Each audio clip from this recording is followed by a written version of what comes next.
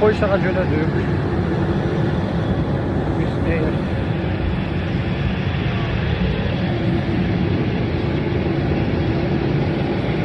Погода biraz bulut, tuman aralak.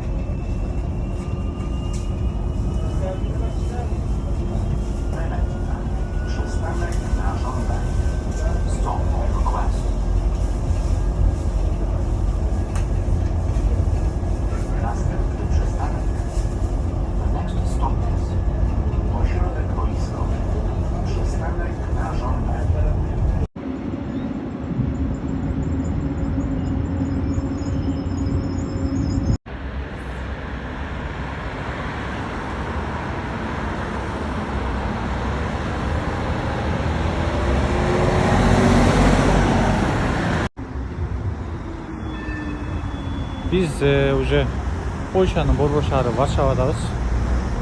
Азыр ошол эң негизги делген центральный көчөлөрдүн бириндебиз. Бул бүгүнкү күндүк көрүнүш. Погода жакшы бүгүн. Будапештте аябай туман болуп, жамгыр жайын дегендей погода болуп жатты эле. Бул жакта аба ырайы ачык жакшы.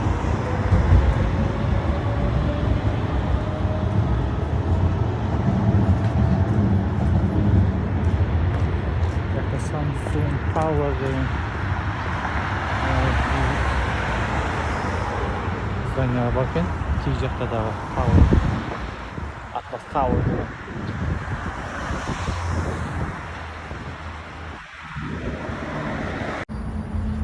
Biz азыр шаардын дээрлик борборуна келип калдык. Тиги көрүнүп турган бул Польшанын ошо автовокзалы. Борбордук автовокзалы шаардын так ортосунда жайгашкан. Тетиги здание бул СССРден калган жалгыз здание болуп эсептелет. Калган дээрлик баардык зданиялар бул кийин жаңы салынган. Себеби Польшада өзгөчө ушул Варшавада ата мекендик согуш фашист Германиялар менен согуш болгондон кийин бул шаар дээрлик 80-90% жок болуп калган. Бул шаарлар кийин эле салынды ошо согуштан кийин. Анан ошол СССРден калган эң чоң бир өзгөчө белек бул ошол теги саат эң бийик ошол здание СССРден эң өзгөчө белек болуп калган. Калган мондай өзгөчө бийик имараттардын баардыгы бул кийин эле Польша өздөрү салган деп десе болот. Погода жакшы болду, кстати. Эртең жамгыр жайын дегендей болуп, бир аз күз болот эле Будапештте. Бул жакта погода жакшы.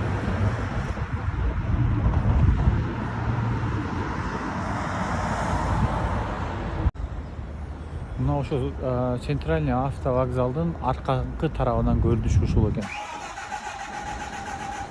Бүт региондорго автобустар ушул жерден жөнөйт. Башка шаарларындачы. Анан ошо аркасынан да торговый центрлер экен. Аябай бири-бирине жакын салынып, өзгөчө стилде салыныптыр. Мага өзгөчө мына жакты волна сыяктуу. Башкача экен. Мультикино дейт бул жагы.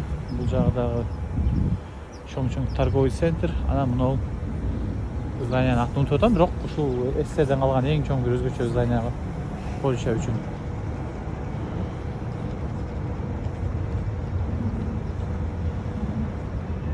Ошол азырынча көрсөтүп турган нерсе, бирок азыр мына басайын да. Мына здания толук башкача көрүнөт экен азыр. Лотерея бөлүнчү, лотерея ойнотуп жатат окшойт. Акция боюнча шоу уюштуруп. Вау, стиль вообще башкача го, карагыла кандай көрүнөт. Вообще өзгөчө.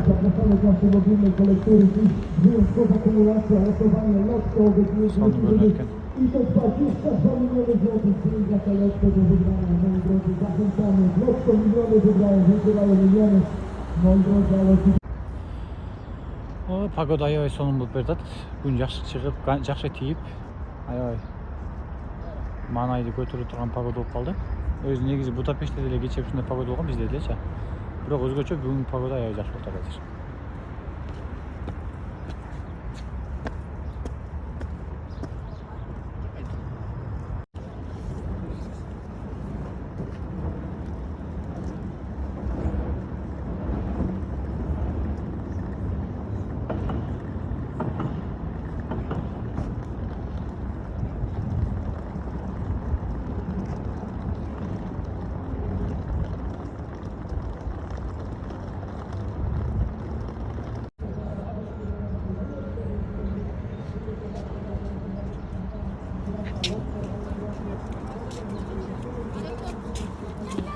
Кинотека дейт, бул жагы кино койлот окшойт.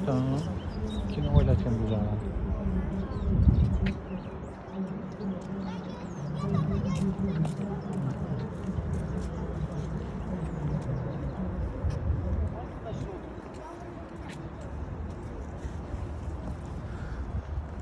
Ошол азырынча ушул тегеректеги жерлерди көрүп, ушул жерде болобуз, анан чай пай ичип алып, анан дагы дальше бара турган жерлерге барып, локацияларды көрүп.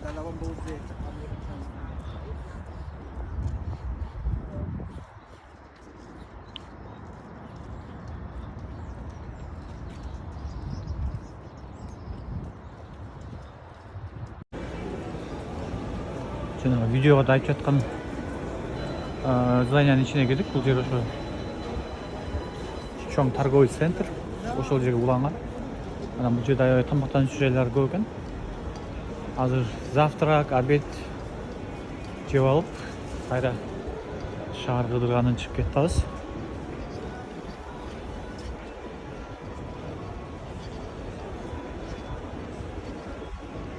Дизайн аябай башкача. Өзгөчөлөнүп турат.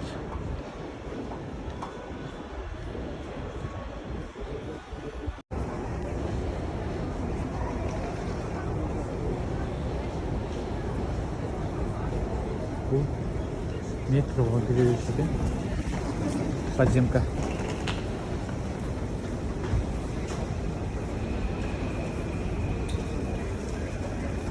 Азыр биз деген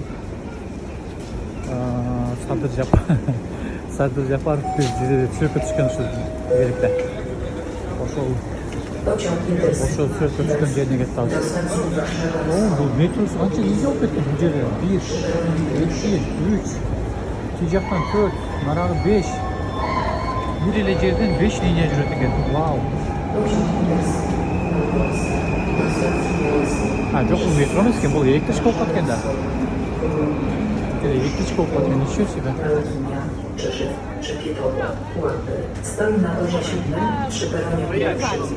Planowy odjazd pociągu o godzinie 11:55. Czekaj, rozdam to puścić.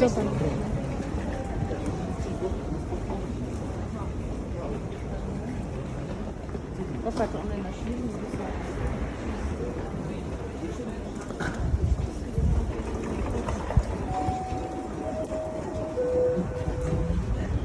Көрөчү кайсы тарабына чыгат экенбиз. Жок, оң тарабына чыган жок. Ушул жолду tutuşат экен. Кайсы жагынан чыгып калдым мен? Bu men жанагы неме жакка келип калдым да. Жанагы автовокзалдын асты турбайбы? Ошо автовокзалдын асты электричкалар менен. Электричкалары, значит, булардыкы ошо жанагы мен келатканда көргөн болчумун. Аябай жердин асты менен келет экен.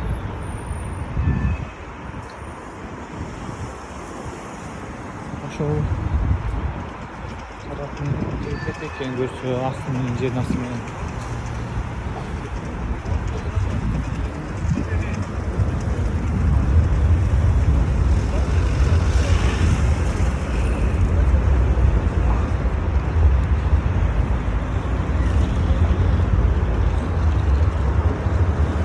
Май ороңгон бир кыз сигаретти түтөтүп чегип жатат.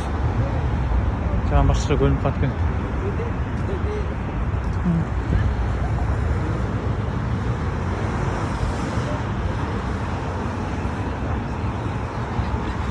Биз азыр ошол жерге барганга аракет кылабыз.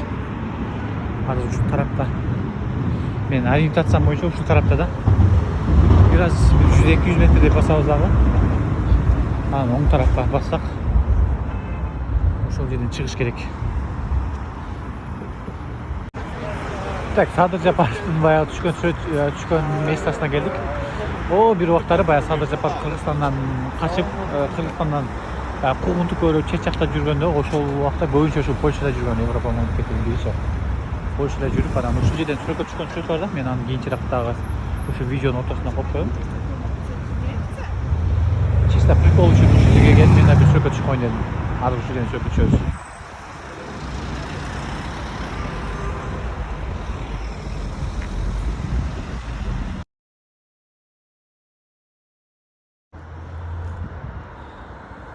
Дагы деле ушул мынау Culture не деген здание аталат экен англисче.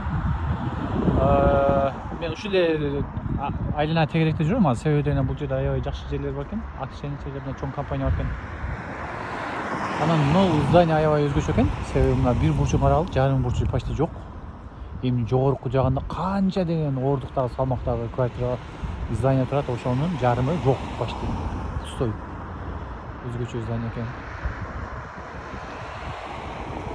Польшаны мен дагы өзгөчөлүгүнүн себеби бул ошол 45-жылы согуш бүткөндө бул жер эң Европа өлкөлөрүнөн эң чоң жабыркаган, почти Варшава капитал борбор шаары почти 90%ге чейин жок болгон бомбаланып.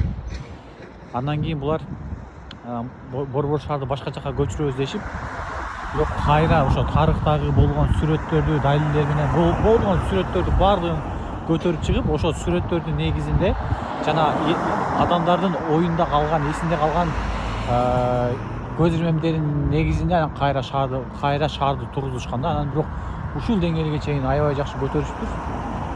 Ушунча кыска убакыттын аралыгында ушул деңгээлге чейин көтөрүү, мына көчөлүгүнүн тазалыгы, башка жактары аябай эле жакшы, бир топ эле аябай эле таң калып жаткан ушул чындап.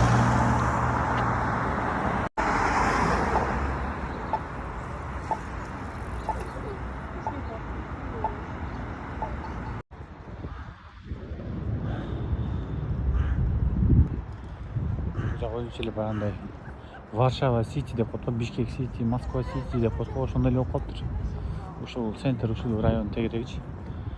Аябай бийик кооз зданиялар салынып жакшы көрүнөт экен. Особенно мына эко дизайн аябай башкача экен. Бул жер кичинекей каток жасап коюптур. Каток тебишет экен.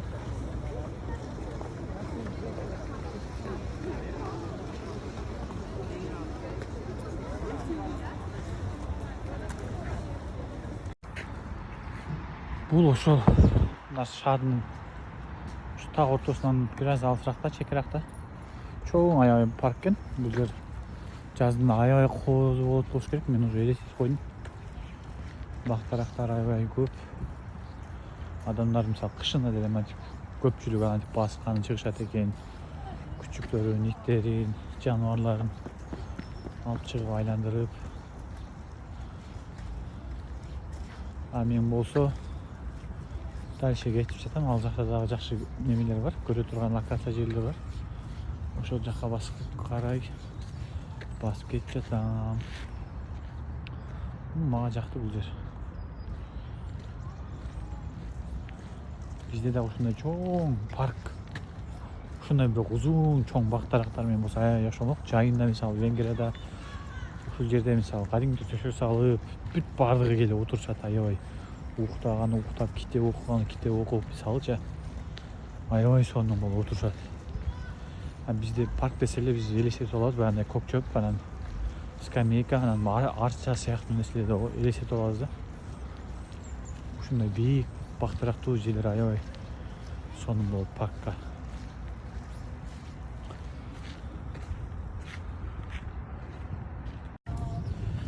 Ошо мына парктан эле кайра алыстабай биз моундай билсеге келип атабыз, бирок билбейм эмне бул жер.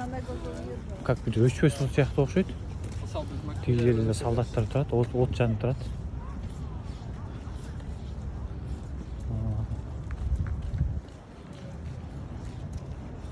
Ошо өчпөс сыяктуу экен. Ооба. Тигине солдаттар турат. Биз алдынан өтөйлү, андан көрүп. Алдынан өтүп көрөйлү. Бул жер как эмне окшойт?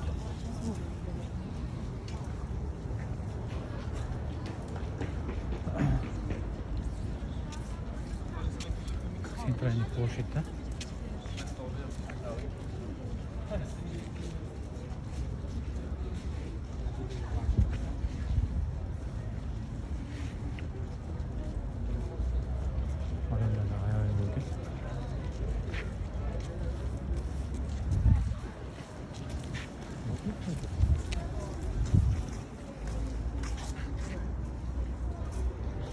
Окей, түшүндүк. Ошондо бул жер, могу жерден көрсөк болмок экен да, мисалы.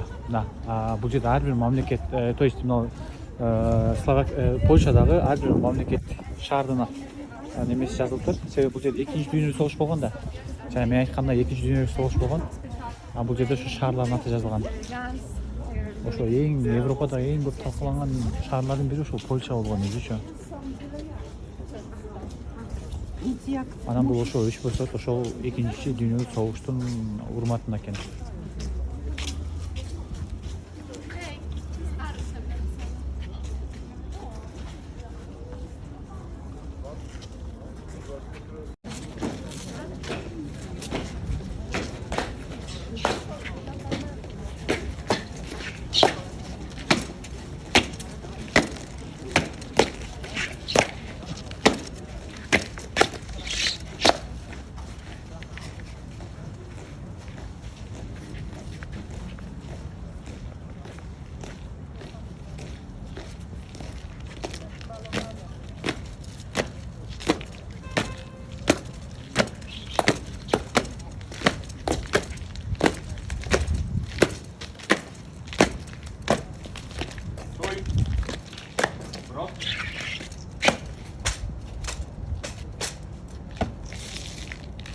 За мnou, marš!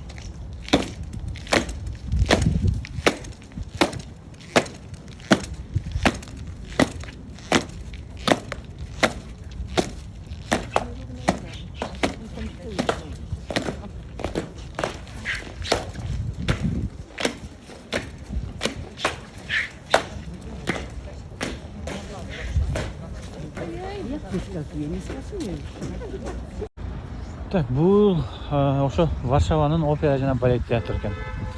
Европа эми негизи искусствого, маданиятына аябай жакшы көңүл бөлөт.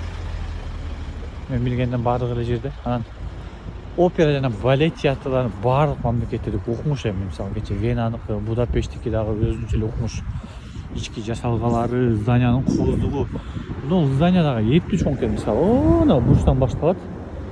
Келет бул жагы. Анан кайра ушунун кайра мисалы туурасы болсо, кайра узундугу деле кайра эле ушунчалык немеде да. Аркага чейин дальше кетет экен. Аябай эле чоң экен бул жердик. Бунун маңдайында болсо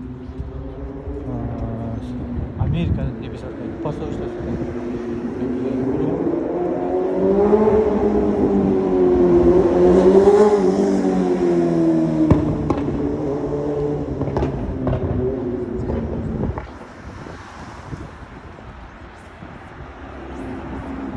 Ошол кыскасы.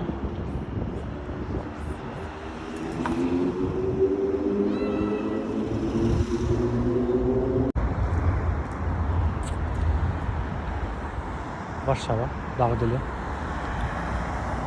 Дагы бир ошол опера балет театрынын тегерегиндеги жүргүчүлөрдүн бири.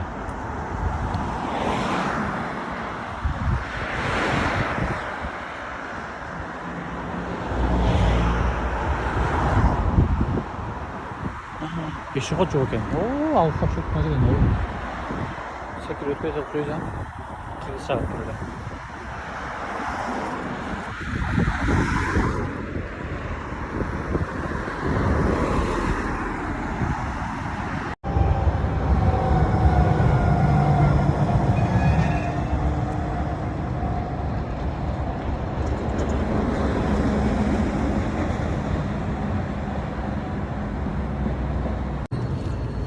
Мына үйдүн да дизайны жакты. Мына эстеликтерди карасаңыз.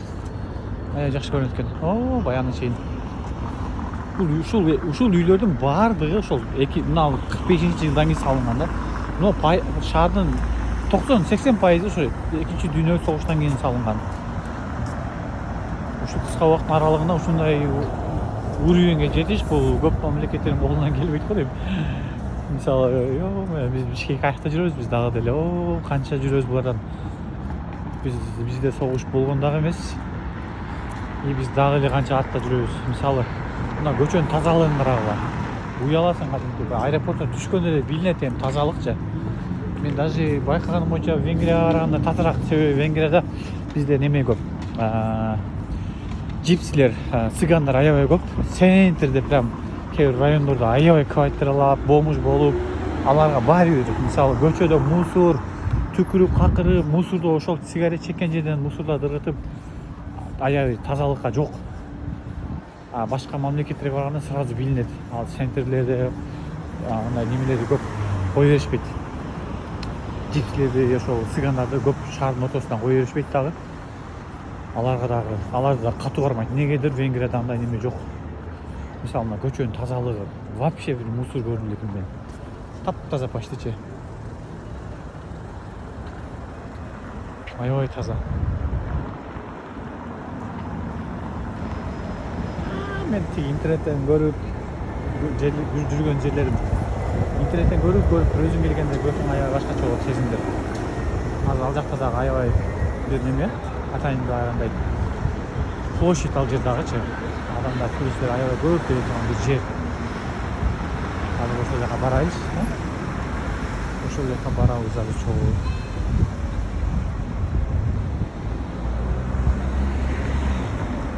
Мерс.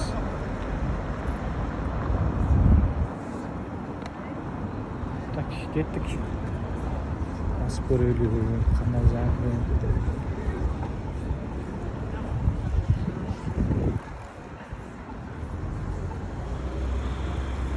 Зданияларда ескирип калыптыр бирок. Даже жабылган окшойт зданиялар даже.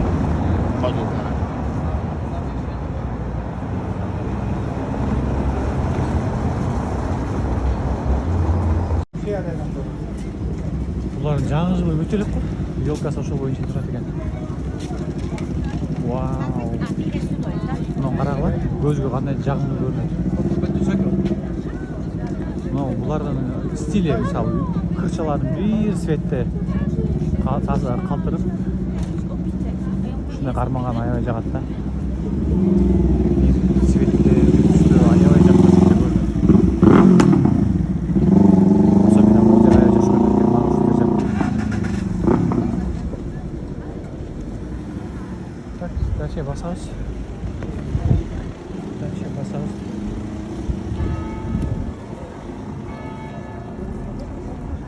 Булардын ёлкасы өзгөчө болуп тур. Мындай эле балатын алып келип туруп, эме алып коюптур. Аябай шаарлар менен жасап колдоп коюптур.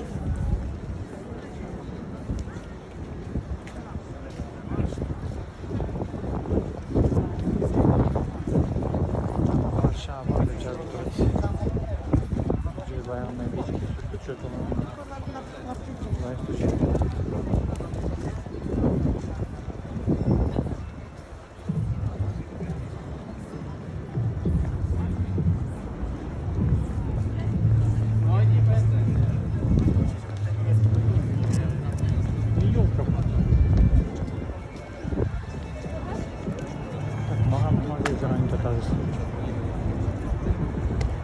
Мына жерде Виктория жашап жатыр.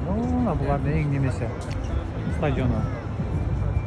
Баягы чоң мероприятиялардын ошол жактан өткөрүшүп бар дагы.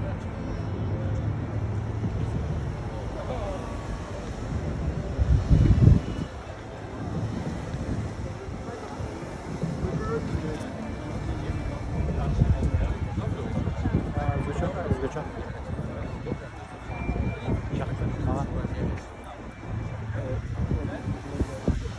Так, мындай басып барайынчы.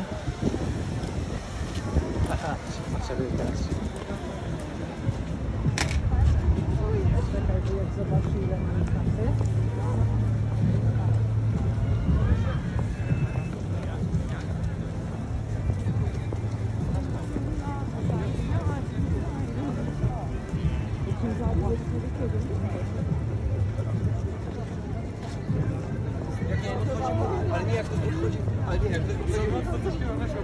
Patrz, on na pieniądze w ogóle będzie kurwa.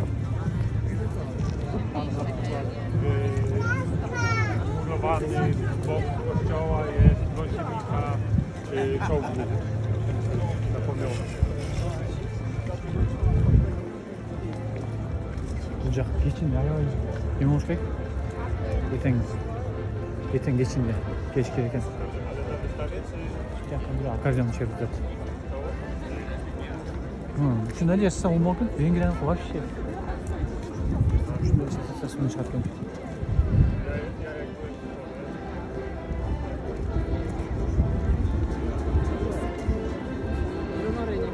Бұл жаққа көшелер де бар.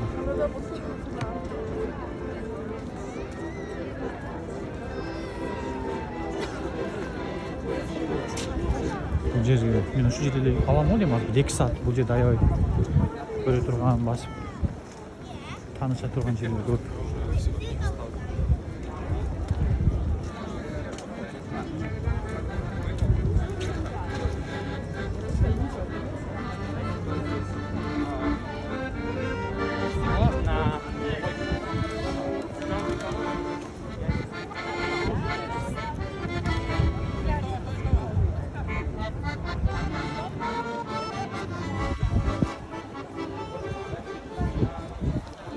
Полкада бұларда деле Будапешттің елені екен, бізде дағы сатышат. Будапештің өзінің стилінде бірақ.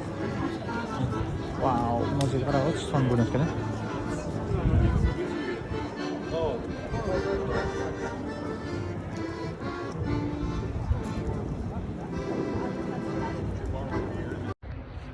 Бұл жер ошол Old City деп коет экен. Ошол баягы бүт көбүнчө илгерки ошол бир стилде салынган, анан ошол акыркы ошол согуштан кийинки салынган өзгөчө кылып туруп ушул районду дизайндары дагы үстү, мисалы крышалары өзгөчө стилде жасалган. Үйлөрдү ушундай бир кичи район кылып койгон. Мындай. Ушул райондун ичинде аябай туристтер көп келет экен.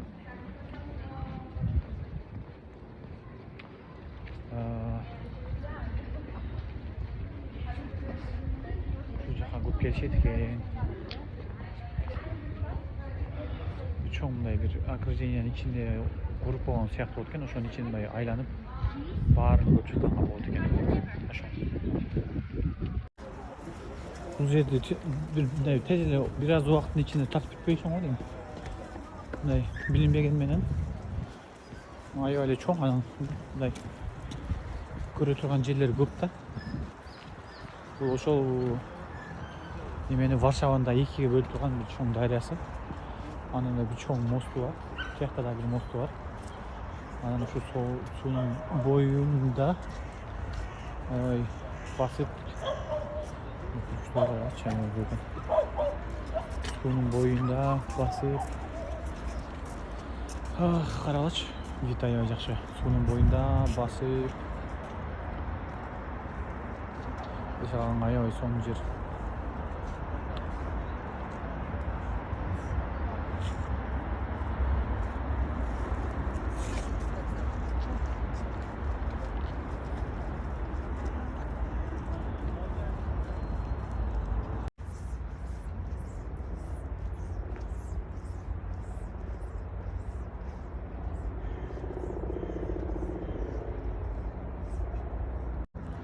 Жана биз азыркы көрүп келаткан жер неме ушул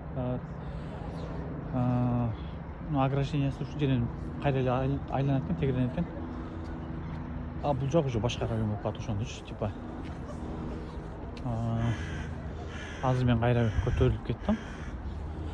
Вау, мына жерде тепкич бар экен. Бана мунара сыяктуу экен. Уху.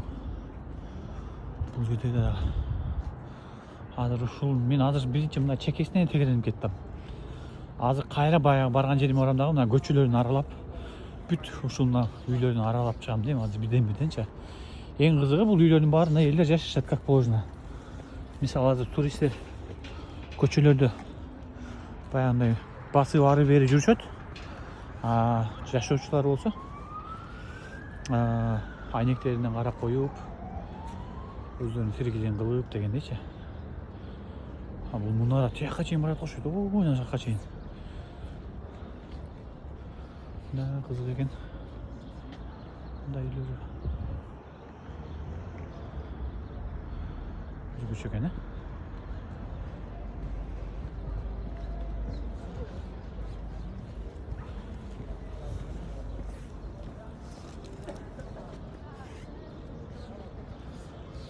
Өзгөчө экен.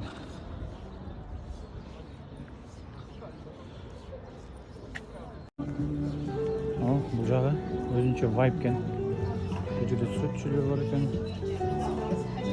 Вау, аура сон.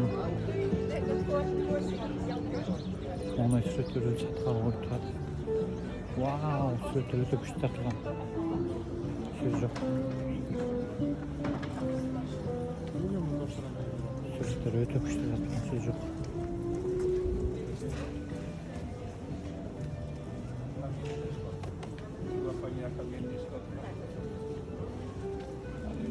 Ошол эле немедеги сүрөттөр мисалы.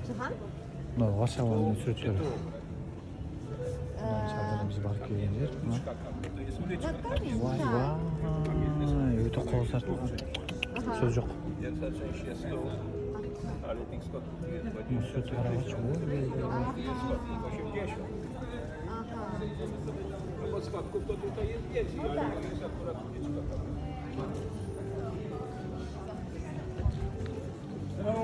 Proszę bardzo. Olej kawa, no do kwestii. Nie lubię.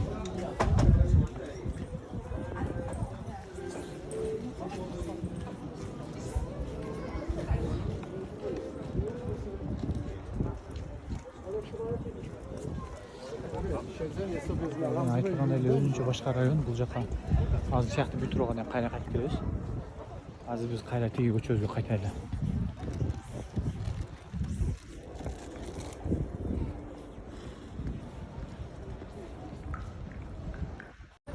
Азыр мен кайра эле ошол жанагы районду, ошол эле баягы жерди мындай айланып келдим.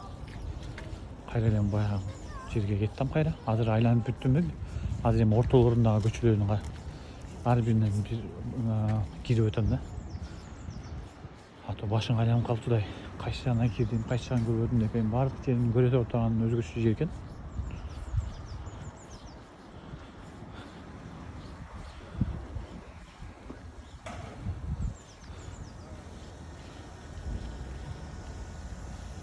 Жактагылар деле ошо жеке үйлөр эле болуш керек. Ошонун тосулган жери мамлекеттик бир менчиктеги жерлер же ишканалар болуш керек. Стадион мына жерден аябай башкача көрүнөт экен. Вау.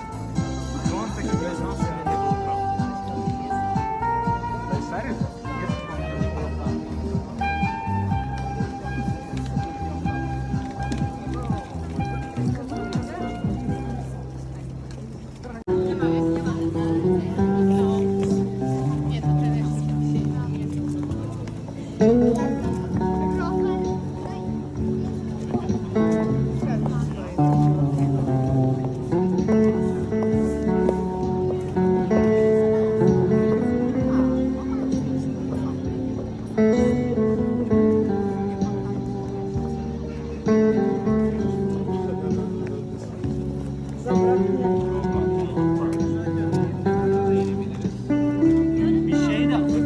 şey atıştırabiliriz. Şuradan girip bir porsiyon piyore bir ben değişim. Şekle ne diyoruz? Yar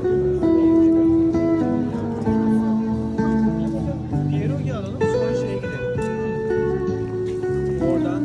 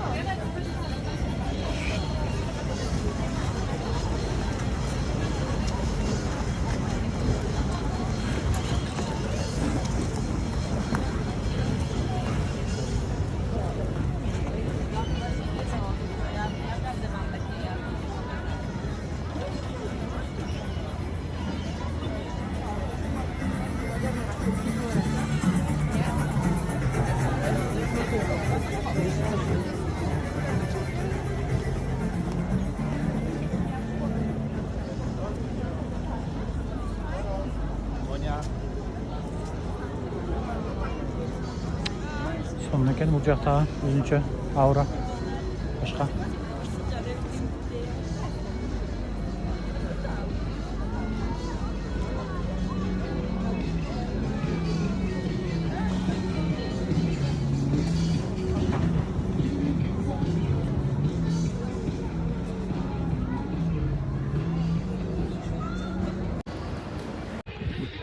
Men dagы деле ошол жанагы район ошол жерди кыдырчумун. Кыскасы ушул жердин аурасы жактырмак өзгөчө мына.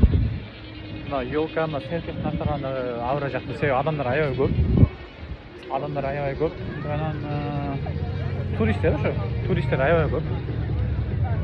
Ар кандай оюн түрлөрү же музыка, видео ачкан, бирөө аккордеон чечип аткан, мисалы, аура башка экен баары бир. Мага ушул жер жакты өзгөчө. Негизи эле Польшанын ошол эң туристтер көп келчү жерлердин бири ушул жер негизи.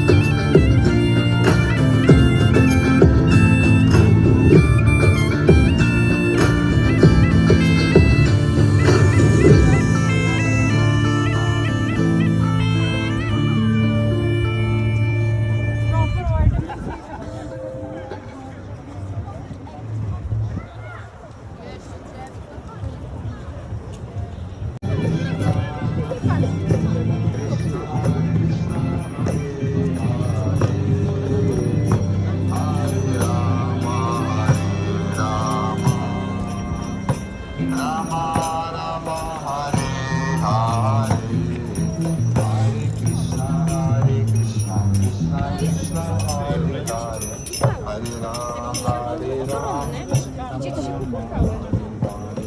Hare Krishna, Hare Krishna.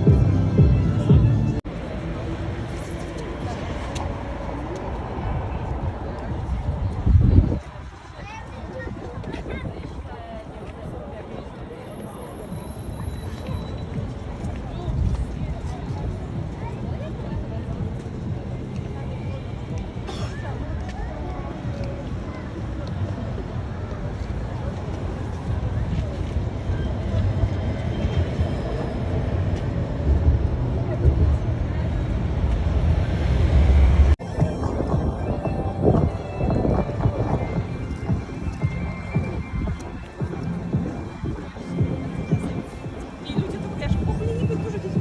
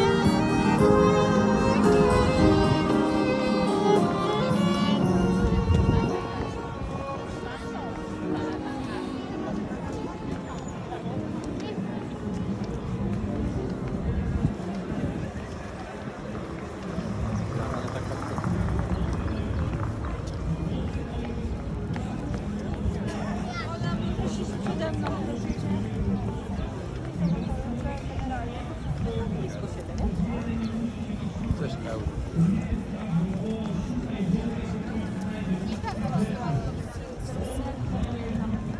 Ja tak.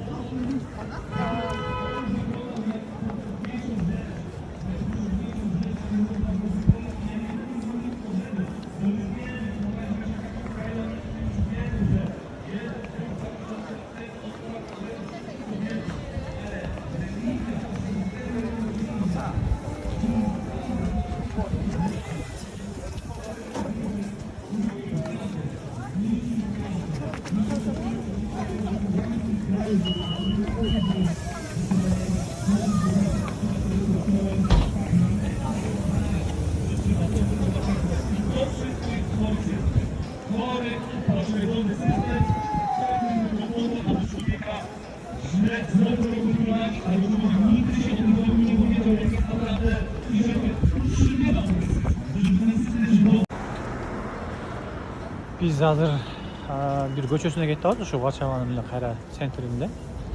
Бул көчөлөр дагы деле булар баягы жаңы жылдык жасалгасын дагы деле ошо елканы көргөндөй эле. Булар жаңы жылдык жасалгалардын пока чечиле экен. Так, аптека деген буларда кыргызча артек болуп калат экен ошондо. Ошо Венгриянын, то есть Варшаванын дагы эле ошо баягы центр көчөсүнө кетип атабыз. Эң кызыгы булар ошол жаңы жылдык жасалгаларын чечиле экен. Уже январь уже бүтүп атат го. Баягы көргөндөй эле елкасы, центральный елкасы тиякта турат. Бул көчөнүн жасалгалары дагы деле ошол боюнча турат. Бирок кечкисин аябай жакшы көрүнөт экен. Уже жакшы мындай көзгө башкача көрүнүп баштады. Бул жагы дагы кайра ушундай. Жакшы көрүнөт экен.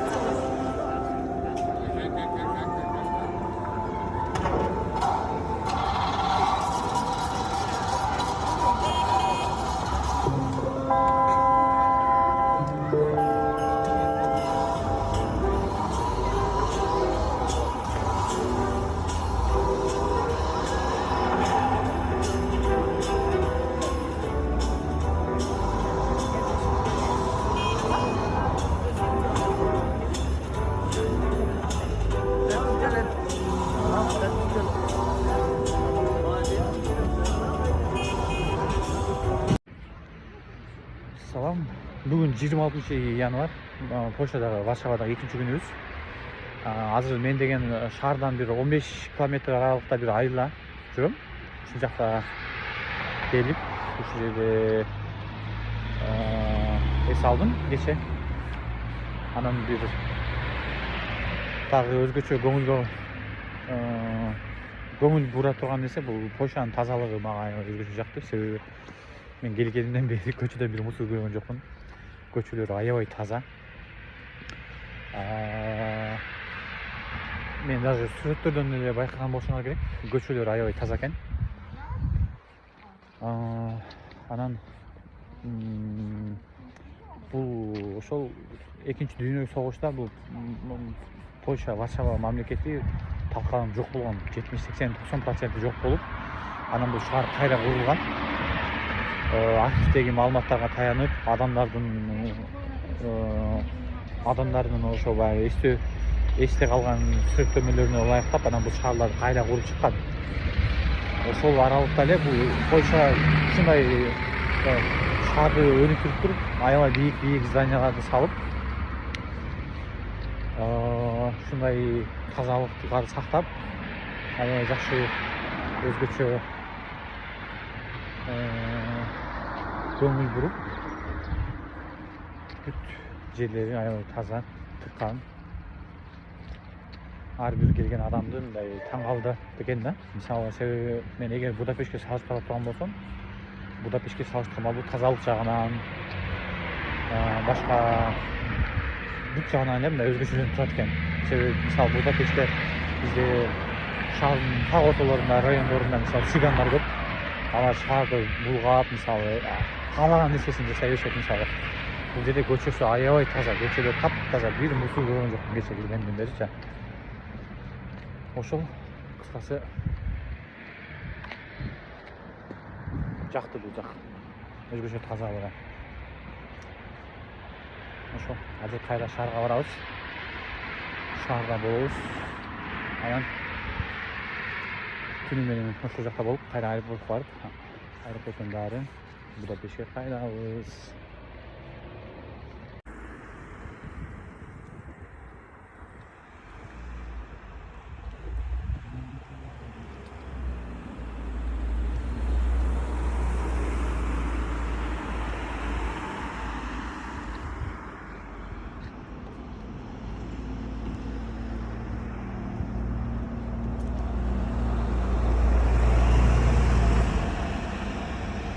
Amerika'da bak.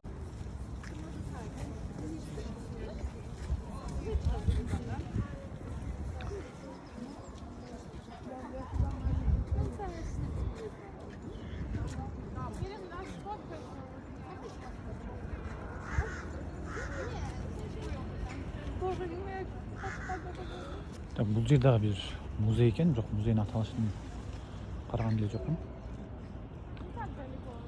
Аябай чоң паркта экен. Ушундай ортосунда көлмөсү менен.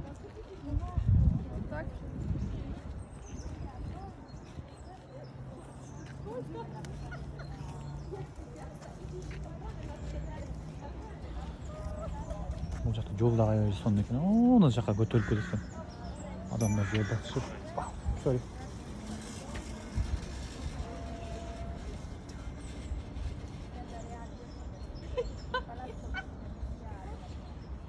Ошол жакты, бул жерде анча жакшы экен.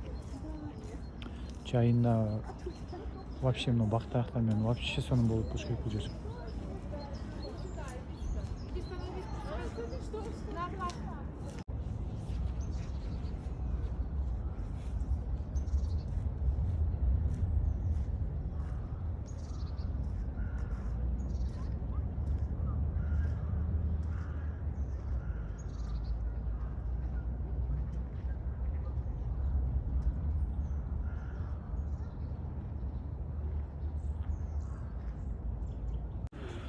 Бул музейдин айлана тегидеги ошо чоң аябай парк экен. Ошол мен азыркы турган жер, жана сүрөт тарткан жер ошол жер болчу.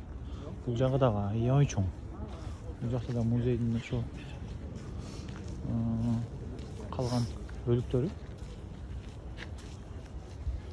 Адамдар кышында болсо дагы ушунча көп экен. Эми жайында элестеткиле, салкында канча адам болот бул жерде.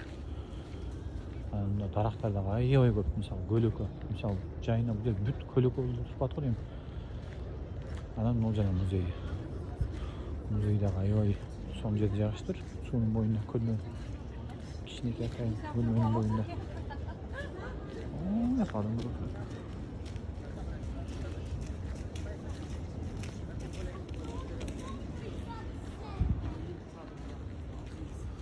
Ошол. Бул аркасы дагы аябай чоң. Аркасында дагы ушундай эле чоң парк сыяктуу.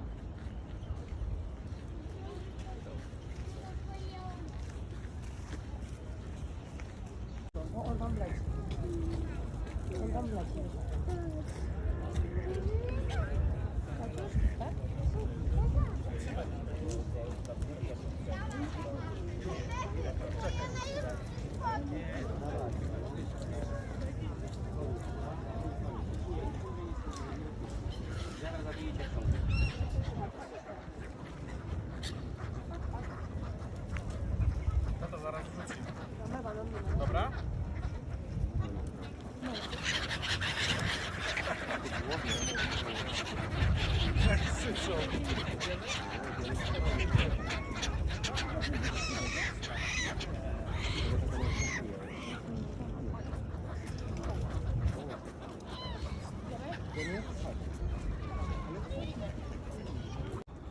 Бул жак жана ылдыйдан чөкө жаткан жер.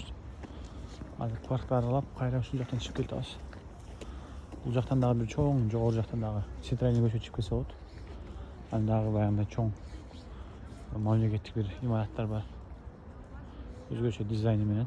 Ошол бүгүн күн бир аз бүркөп. Жакшы, бирок эч кандай суук деле, шамал деле жок. Кече мисалы күн ачык болгону менен шамал аябай болот. Мисалы билбейм, азыр шаардын башка бөлүктөрүндө тиги мисалы мен көпчүлүк кече жүргөн жерде шамал болот, аябай. Күн ачык болгону менен шамал жүрүп атты. Азыр мисалы шамал дагы жок, эч нерсе жок. Жөн эле жөнөкөй эле аба ырайы, күн жок болду ошондой эле.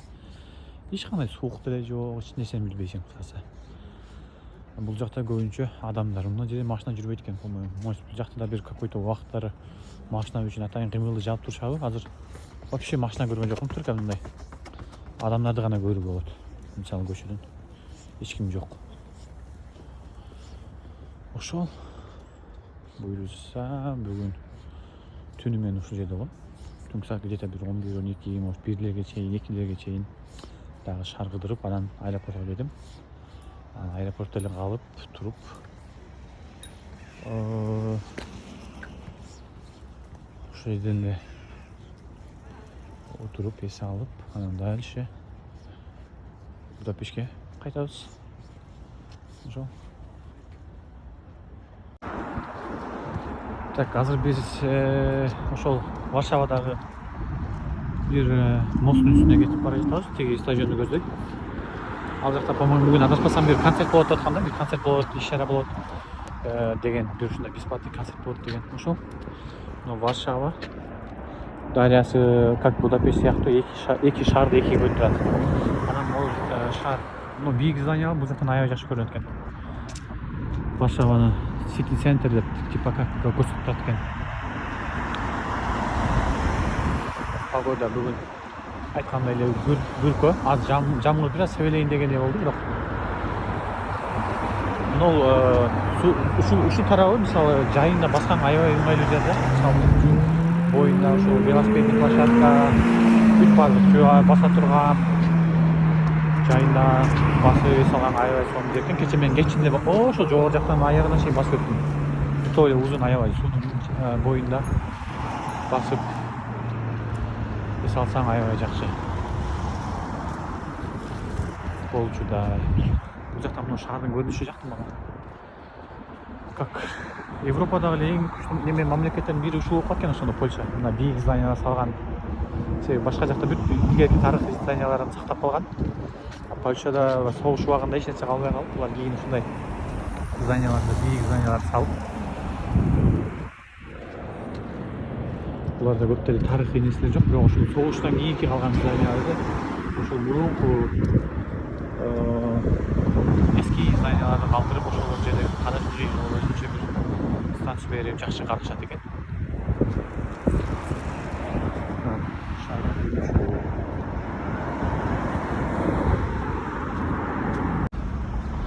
Тиякта колесо обозрения болот экен, көрүнүп калат экен. Ошол жака кеттим азыр, бирок анан могул жерден шаар уже алыстаган сайын вообще сонун көрүнөт экен. Мага бийик уже зданиялар вообще. Европада башка шаарлардан, башка мамлекеттерден мындай көрүнүшү көрө бересиң, что. Yol karamaç tatlı da yol görüyor. Aman Kazanlıkta söz yok. Kazanlıkta söz yok. Bir de musu görünecek mi diyorum benim. Ne göçülecek kanki. Wow, avra başkan, başka. Bugün bir başkaça bir gün eken, kıskas bu dedi konser bo'lgan, bütün narsa bo'lgan da. Adamlar ayağa koyup, ben de uçunca geldim.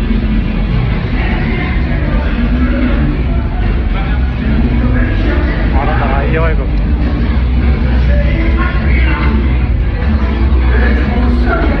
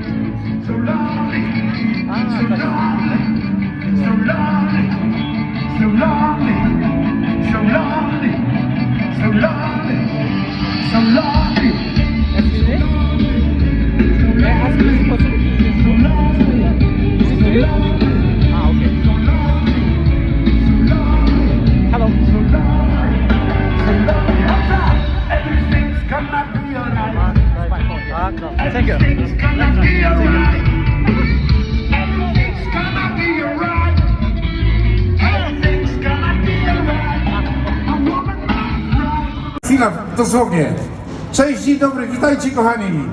Jesteśmy tu od godziny 14. Wczoraj tu z tych Błoni wystartował bieg Policie z Cukrzycą, z którego pieniądze zostają zawsze przekazane na zakup pomp insulinowych. To był już 19. bieg. 8 tysięcy biegaczy w różnym wieku wystartowało na dystansie 5 km i wiele też takich osób może pobiec w takim biegu, a teraz to się odbywa także drogą wirtualną. Od 20 do 26 można było taki bieg Patasa!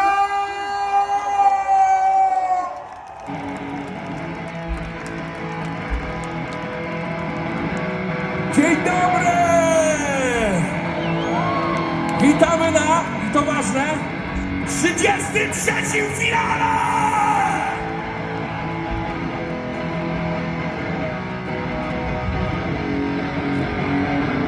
Pośpiewajmy. I tak będę skakać po tapczanie, i gdy szare życie mnie nie złamie, na podłodze leżą klocki rozsypane, ja pokładam je. Bawimy się!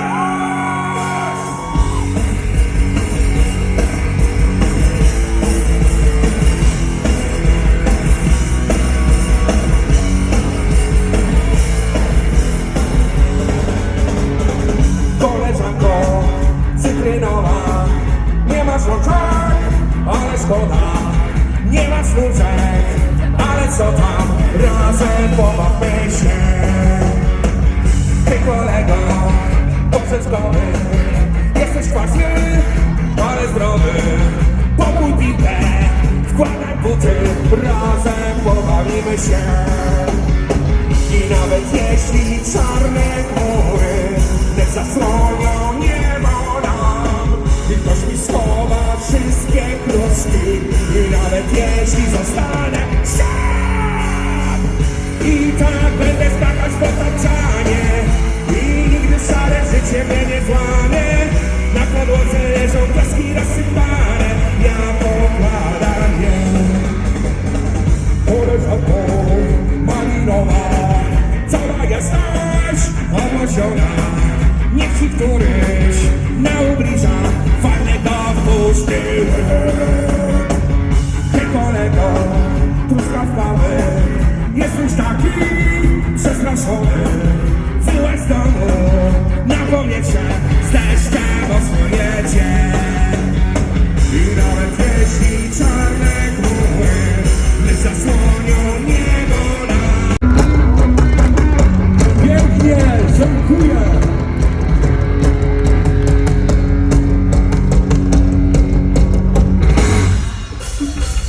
I tak będę skakać po tapczanie i nigdy szare życie mnie nie złamie. Na podłodze leżą klaski rozsypane, ja pokładam je. I tak moich marzeń wam nie oddam, póki żyła krew, nigdy się nie poddam. Będzie trzeba do bałagan sprzątam, ja pokładam się.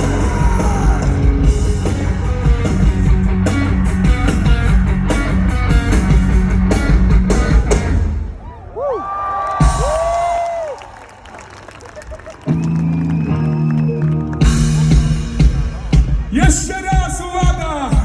Nie jest za ciepło, ale dzięki wam, dzięki waszym ciepłym sercom może tu być naprawdę gorąco. Łapki! Tak jest, rozgrzewamy się.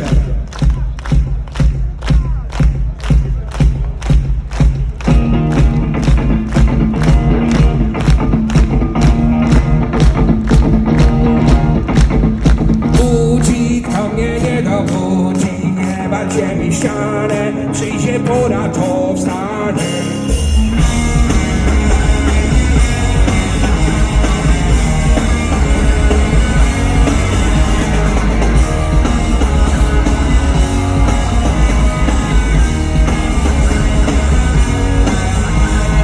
Pewien człowiek znalazł jajo, takie jajo oni znają. Wziął je, wsadził gniazdo kurze, tu zagroda, tu podwórze. Lecz to orzeł był nie kura, można kurczą toż to bzdura. Tylą się i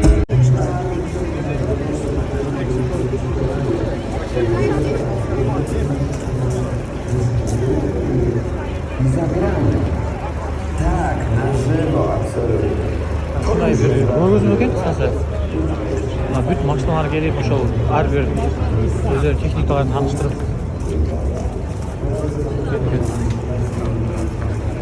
bu yoqda tez yordam ekan. Ha, tegisi olsa пожарный ekan, давайте o'sha yoqqa qarab ko'raylik. Ha, bunisi ham пожарный ekan. Bu yoqda hayvonlar bor ekan. Kerakli uchun o'sha qizlar uchun bo'lgan hayvonlar ekan.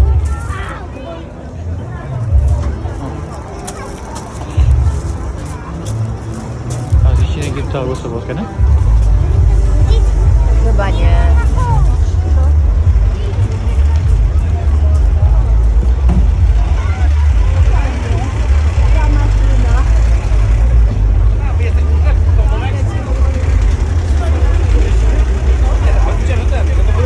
Bu dağı, bu bayağı nemli olsun gerek.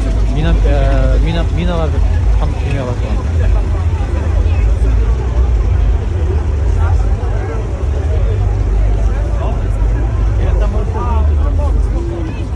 Adam ay yavay gör, adam ay yavay gör.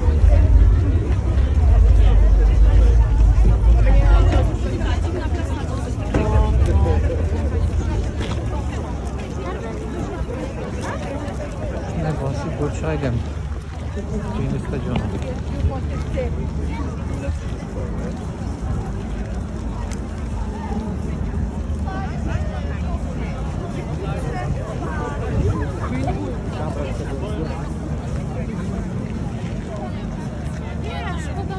Zaraz ci pokażę, jaka tam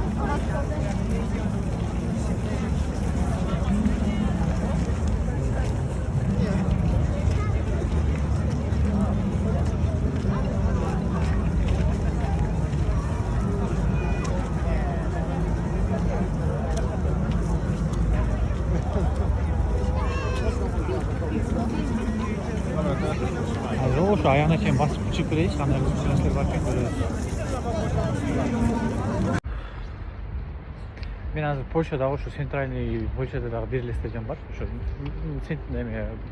stolitsasida bu eng o'sha bu yerda Polshaliklar bir ayoq kuchli bir sportchi chiqqan, hozirda o'ynaydi. O'shaning uchun bu nimaga stadionda o'yinchi bunday hit desam bo'ladi. Hozir bu yoqqa gireyin deb nima ekan, bilet sotish ekan. O'sha o'zida bankomat bor ekan, bankomatdan bilet olib kelsin, sразу kirib ketsin. Nar yoqdan skan qilib turaylik, biroq bankomatni nega ishlay qoldi? Bizning oldimizdagilar aytib biletini oldi, o'sha yerdan kirib ketdi. Narani tegirini qarayman desam, biroq ben bilganda ne bo'lgan, boyagi bir stadion, biroq janna kelib, buni ko'rib qo'yaylik deb chechdim. Atak o'sha o'zi stadionda o'zida misol o'ylab qo'ydim, misol hozir ko'ylak odamlar kelib ichine kirdi, значит, o'shanday qilib dostуп qilib qo'ysa bo'ladi ekanda, misol avtomatik turda bir bilet olib, sana qayerga kirib ketgan, misol, значит, bu yerda stadionda bir какой-то chirimlar javob ekan. Bu yerda nima bor ekan? Sport bar deydi, misol tomoq ash, susumli o'ysa o't ekan. O'sha. Hozir biz qayratdik, konsert bo'lgan joqqa boramiz. Hozir yoqda ayoq ko'p ko'rib turgan narsalar bor ekan. O'sha joqda ko'rib boramiz. Dальше shaharni ko'zdan kechiramiz. O Katarda yurgan, ishlab yurgan bir yerda çok ishlagan bir qiz. Afrikalik qiz, Rwanda degan mamlakatdan o'sha shu yerda o'qib yurdi. O'shaga yo'lib anan shaharda yo'lim tashi. Oşol.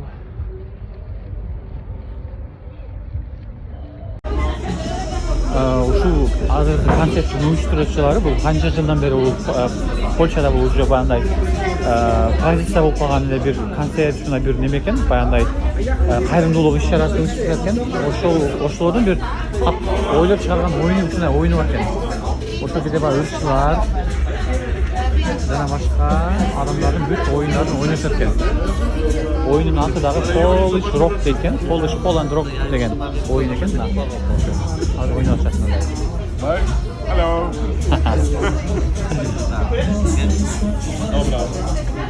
Madridagi hozir yurayotgan bir kishi bor. Qatdan o'ynagan ekan, o'zining pravilasi ekan. O'sha pravilasi bilan o'ynashayotgan.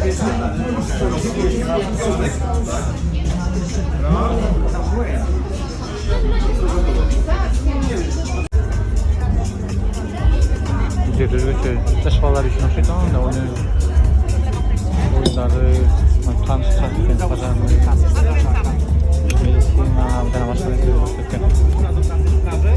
I bardzo serdecznie zapraszam do pojeżdżenia drabiną, obejrzenia wozów, położenia się polania wozów i tak dalej. Super, no.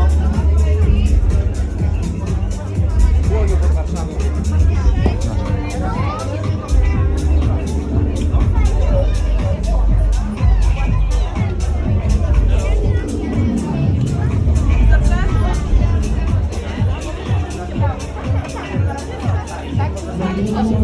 Jeszcze raz? Możemy założyć kask?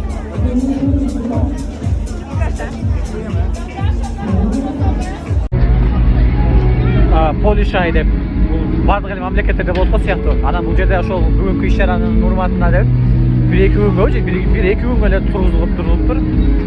Bu yerda ham bekor bo'lgan uchun odam oyog'i ko'p. O yerda bir где-то жарым сааттан ашып turdik.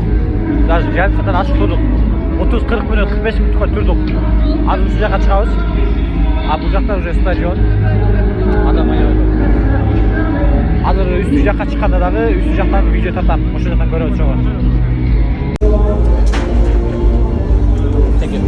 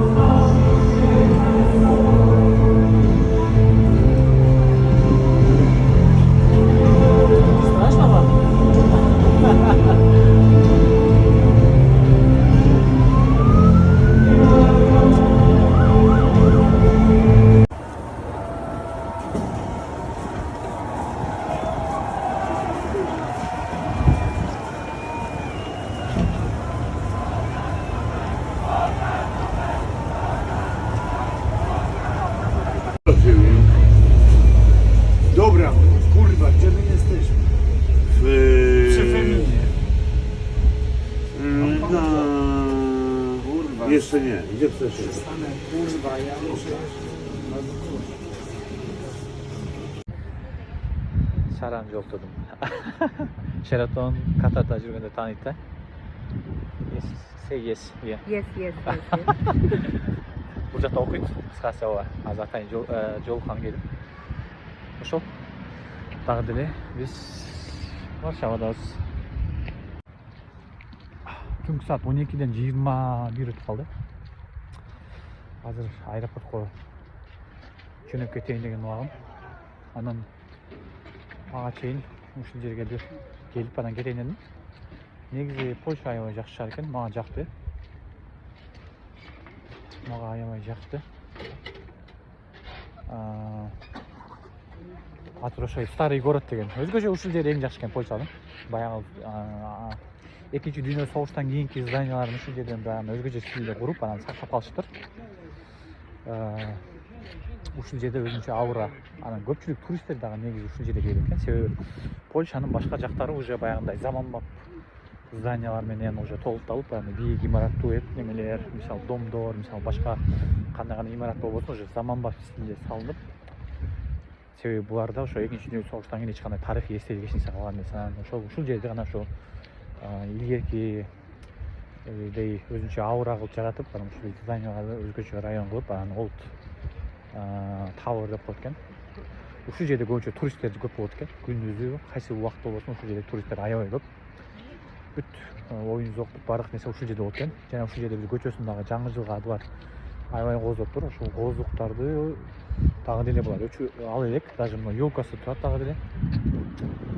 Ошол бүгүнкү күн да аябай жакшы болду. Бүгүн аябай жакшы уктадым. Шаардан ошо 15 километрдей алыс жерде бир өткөндө кыргыздардын группадан көрүп калган. Типа хостел сыяктуу деле ушундай частный немеде үйдөн комната берет экен. Ошол жакка барып, ошол жакта туруп келдим. Аябай таза. Ол айыл дагы, ошол айыл болбосун дагы, районунан шаардан алыс болбосо дагы автобус тезде каттайт. Көчөлөр аябай таза. Биз таң калтырды мен тазалыгы боюнча. Жакшы шаар экен. Келип эс алып айланып кеткенге орус телефону стоит да. Ошол. Буюрса эртең менен кайра Будапештке кайтабыз. Ушул жерден бир келип, азыр мына адам жокто дагы бир тынчтык болуп бир өзгөчө болот да. Ошентип ушул жерден басып, анан аэропортко шашпай кетейин дедим. Себеби тойлет меники эртең мененки саат 6-7ге жакын да. Ошол кийинки чыгарылыштардан көрүшкөнчө буюрса. Ошол